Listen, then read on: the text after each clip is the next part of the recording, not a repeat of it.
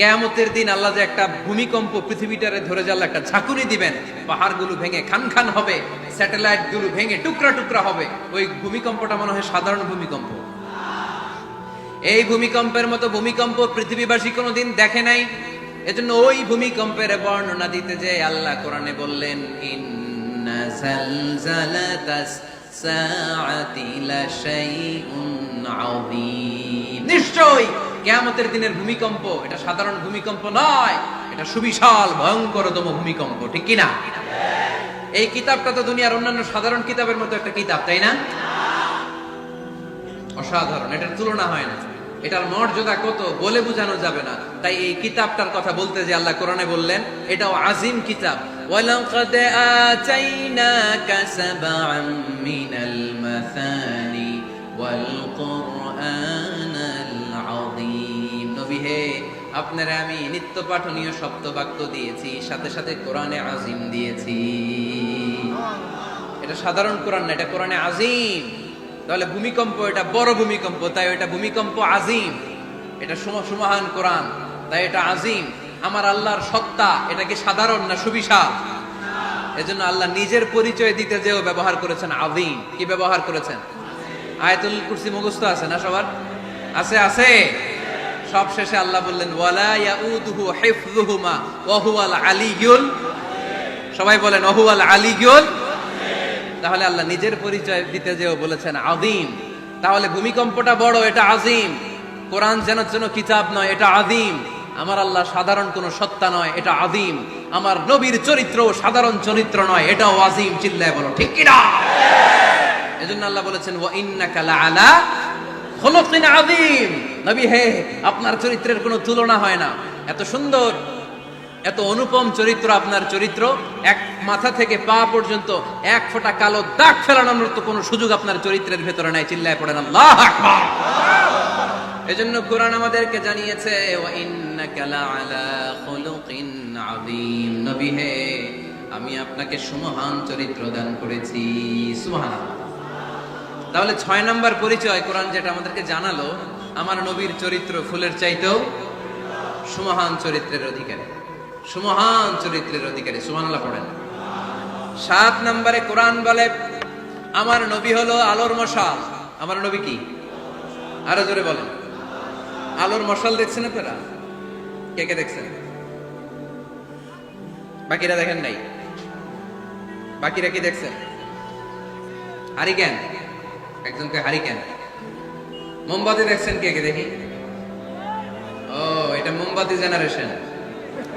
হ্যাঁ, মোমবাতি দেখেছেন আপনারা, ঠিক আছে। আল্লাহ রাসূল সাল্লাল্লাহু আলাইহি ওয়াসাল্লামকে আল্লাহ আলোর মশালের সাথে তুলনা করেছেন। আল্লাহর নবীকে কোরআনে বলা হয়েছে তিনি আলোকবর্তিকা। তিনি কি? এই বাংলাটা চিনেন না আপনারা? আলোকবর্তিকা। সুন্দর বাংলা বলেন, আলোকবর্তিকা। তিনি আলো, আলোকবর্তিকা, আলোর মশাল। কেন তিনি আলোর মশালের সাথে আল্লাহ তুলনা করলেন? উদাহরণ দিয়ে বুঝাই। কেন নবীকে আলোর বাতি, মোমবাতি, চেরাগ বাতি, প্রদীপের সাথে কেন তুলনা করা হলো একটু বোঝার চেষ্টা করো। ধরেন আমার কাছে একটা মোমবাতি, এটাকে আমি গ্যাস লাইট দিয়ে জ্বালালাম। আপনাদের সবার হাতে আছে মোমবাতি, কোনো গ্যাস লাইট নাই, জ্বালানোর সুযোগও নেই। এজন্য আপনারা সবাই আপনাদের খালি মোমবাতি গুলো এনে আমার ধরানো মোমবাতি থেকে জ্বালায় নিয়ে যাবেন। আজকে মানুষ কত হইতে পারে সম্ভাব্য? প্যান্ডেলের বাইরে মিলে 1 লক্ষ হবে? এত হবে না। হবে? আমি তো বাইরের লোকজন দেখতেছি না, ধরলাম 1 লক্ষ। 1 লাখ কত এরকম হবে। আচ্ছা, ধরলাম 50,000। আপনারা 50,000 লোক, 50,000 মোমবাতি, আগুন নাই। আমার হাতের মোমবাতি এটা জ্বালানো মোমবাতি। এবার আপনারা সবাই লাইন ধরে আপনাদের আগুন ছাড়া মোমবাতি আমার মোমবাতি থেকে ধরায় ধরায় নিয়ে যাচ্ছেন। এতে আমার মোমবাতির আগুনের কমতি ঘটবে? বুঝে নাই বোধহয়। বুইঘরের ছেলেরা বোঝে নাই। আমার হাতে জ্বলন্ত মোমবাতি, আপনাদের হাতে নিভানো মোমবাতি। 50,000 লোক লাইন দিয়ে, আমি শুনলাম 50,000 লোক আমার মোমবাতি থেকে আগুন ধরাবে। আমি দেব দৌড়, কারণ আমার আলো যদি শেষ হয়ে যায় এরকম মনে করবো নাকি? 50,000 কেন, 1 লক্ষ মোমবাতি নিয়ে এসে যদি আমার ধরানো মোমবাতি থেকে লোকজন আলো নিয়ে আলোকিত হয়, আমার মোমবাতির আলোর কিছু কমতি হবে না। চিল্লায় বলো ঠিক কি না? এজন্য আমার নবীকে আল্লাহ আলোকবর্তিকা বলেছেন। আমার নবীকে আল্লাহ আলোর মশালের সাথে তুলনা করেছেন, জ্বলন্ত প্রদীপের সাথে তুলনা করেছেন। আমার নবী এমন আলো, এমন নূর, আমার নবী এমন প্রদীপ, এই প্রদীপ থেকে সবাই এসে আলো নিয়ে যায়, আলোকিত হয়, কিন্তু আমার নবীর আলোর কোনো ঘাটতি হয় না। সুবহানাল্লাহ।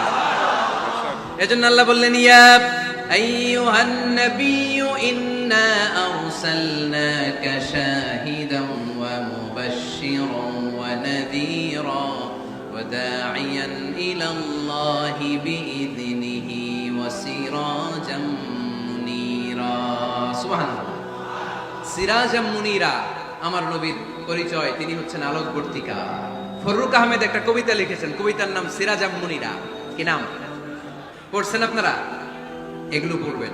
তিনি হচ্ছেন আলোকবর্তিকা, তিনি এমন আলো, তার কাছ থেকে সবাই আলো নিলেও তার আলোর কমতি ঘটবে। সুবহানাল্লাহ পড়েন। নবীর ৮ নাম্বার পরিচয়, কোরআন বলে আমার নবী ছিলেন নিষ্পাপ, কোনো পাপ নাই। আমার নবী ছিলেন নিষ্কলুষ, কোনো দাগ নাই। আমার নবী ছিলেন মাসুম, আমার নবীর জীবনে কোনো গুনাহ নাই। আওয়াজ করে বলেন ঠিক কিনা? তারপরেও আমার নবী বিনয়ের কারণে প্রতিদিন ৭০ বারেরও বেশি আল্লাহর কাছে তওবা করতেন। নবী যদি গুনাহ ছাড়া করে ৭০ বার, আমরা গুনাহ নিয়ে তওবা করা দরকার কয়বার? আমাদের গুনাহ আছে না নাই? বেশি না কম? পৃথিবী না জানুক আমি তো জানি, আমি কি পাপ করেছি হায়। পৃথিবী না জানুক আমি তো জানি, আমি কি পাপ করেছি হায়। আমার পাপের করলে বিচার, বাঁচার আমার নাই উপায়। দয়াময় প্রভু মাফ করো আমায়, মাফ করো আমায়। পড়েন আমিন। যাদের গুনাহ আছে তারা আওয়াজ করে পড়েন আমিন। লিয়াগফির লাকাল্লাহু মা তাকদ্দামা মিন যামবিকা ওয়া মা তাআখার। নবী আপনার আগের আপনার পরের কোনো গুনাহ নাই, সব আল্লাহ আমি ক্ষমা করে দিলাম। সব ক্ষমা করে দেয়া হয়েছে। তাই যিনি মডেল হবেন, তার গুনাহ থাকতে পারবে না, তার দাগ থাকতে পারবে না, তার মধ্যে কোনো দোষ থাকতে পারবে না। তিনি হতে হবেন নিষ্কলুষ, তিনি হতে হবে নিষ্পাপ, তিনি হতে হবে মাসুম। তাই আমার নবী আমার মডেল। চিল্লায় বলো ঠিক কিনা? এজন্য ৮ নম্বরে কোরআন বলেছে নবীর কোনো গুনাহ নাই, নবী মাসুম, নবী নিষ্পাপ, নবী নিষ্কলুষ। তাই নবী আমাদের মডেল হওয়ার যোগ্যতা রাখে কি রাখে না? আমাদের মডেলের নাম মুহাম্মদ। চিল্লায় বলেন কি নাম? আরো জোরে কি নাম? ৯ নম্বরে কোরআন নবীর পরিচয় দিল। আর 2টা পরিচয় বলে শেষ করে দিব। 2-1 ওঠা বসা করতেছে মনে হয়, পেশাব চাপছে বোধহয়। হ্যাঁ, খুব ঠান্ডা। ও আচ্ছা আচ্ছা, ঠিক আছে, শেষ করে দিচ্ছি। চলবে চলবে? কতক্ষণ চলবে? সারা রাত? আপনারা সারা রাত থাকেন, আমারে আর ভাইস চেয়ারম্যান সাহেবের দিক দিয়ে পার করে দিয়ে, আমি ভাইস চেয়ারম্যানের নিয়ে দিক দিয়ে চলে যাব। এই আবেগগুলো কোরআনের আবেগ। আমার আজীব লাগে এই দেশে আল্লাহ যে কোরআনের গণজোয়ার দিয়েছে, কোরআনের প্রতি মানুষের ভালোবাসা দিয়েছে, শীত এদেরকে থামায় রাখতে পারে না। 144 ধারা এদেরকে থামায় রাখতে পারে না। গুজব এদেরকে ঘরে আটকায় রাখতে পারে না। কোরআনের প্রেমেরা রাস্তায় নেমে যায়, কোরআনের প্রেমেরা ময়দানে চলে আসে। এই শক্তি, সম্ভাবনা, এই স্পিরিট কোরআনের জন্য কাজে লাগানোর দরকার আছে না নাই? রাজি আছে মুসলমান? কারা কারা রাজি? হাত তুলে আল্লাহর দেখা।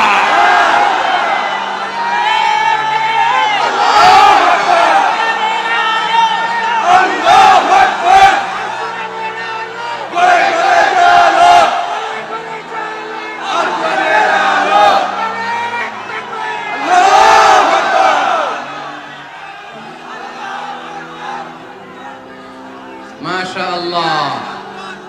সবাই পড়বো আওয়াজ করে মাশাআল্লাহ। আল্লাহ তুমি আমাদের ইখলাস বাড়িয়ে দাও, কোরআনের প্রতি মহব্বত বাড়িয়ে দাও, নবীর ভালোবাসা অন্তরে বাড়িয়ে দাও। যতদিন বেঁচে থাকি কোরআনের পক্ষে যেন থাকতে পারে তুমি তৌফিক দাও। কোরআন জানিয়ে দিয়েছে আমার নবীর 9 নাম্বার পরিচয়। আমার নবীরে যারা গালি দিয়েছে, আমার নবীর বিরোধিতা যারা করেছে তার প্রত্যেকটা গালির জবাব দিয়েছে কোরআনে স্বয়ং আল্লাহ। চিল্লায় বলো ঠিক কিনা? নবী যখন দাওয়াত দিতে শুরু করলেন, কোরআনের বাণীগুলো এত মধুর, এত মজার, এই সুন্দর মিলানো মিলানো বাণীগুলো শুনে কাফেররা বলতে আরম্ভ করলো, মুহাম্মদ কারো কাছ থেকে শিখে এসে আমাদেরকে এগুলো শোনাচ্ছে, এগুলো শুনতে কেমন যেন কবিতার মতো লাগে। নাউজুবিল্লাহ পড়বো না? না, কিসের মতো লাগে? জোরে বলতে হবে। কাফেররা আপত্তি তুললো, মুহাম্মদ তুমি যেটা শোনাও আমাদের তো মনে হয় এটা কবিতা। আমাদের কি মনে হয়? সাথে সাথে আল্লাহ ওদের দাঁত ভাঙা জবাব দিয়ে আয়াত নাজিল করে বললেন, ওয়ামা আল্লামনাহু আশ-শি'রা ওয়ামা ইয়ানবাগি লাহু ইন হুয়া ইল্লা যিকরুন ওয়া কুরআনুন মুবিন।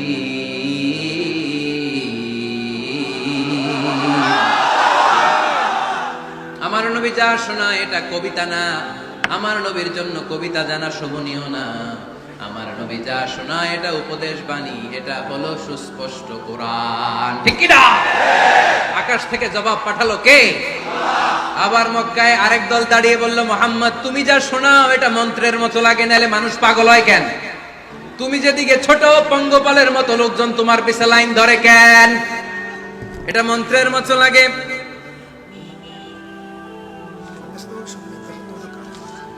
তুমি যা বলো মন্ত্রের মতো লাগে, তোমার পিছনে মানুষ কেন দৌড়ায়? তুমি মনে হয় গণক, তুমি মনে হয় কি? তুমি মনে হয় মন্ত্র বলো। আকাশ থেকে আয়াত নাজিল করলেন কে? ওয়ালা বিকাউলি কাহিনিন কলিলাম মা তাযাক্কারুন। এটা কোনো মন্ত্র না, এটা কোনো গণকের বাণী না, বাণীটা কার? আবার একদল নবীর সাথে আবার বেয়াদবি করলো, বেয়াদবি করে বলতে আরম্ভ করলো, মুহাম্মদ তুমি পাগল। গোটা বিশ্বে ছড়িয়ে দিতে লাগলো। হজের মৌসুমে সবাইরে বলতে আরম্ভ করলো, এই লোকটার কাছে যেও না, লোকটার নাম মুহাম্মদ, লোকটা বড় পাগল। এই লোকটার কাছে যারা যায় তারাই তার সাথে পাগল হয়ে যায়।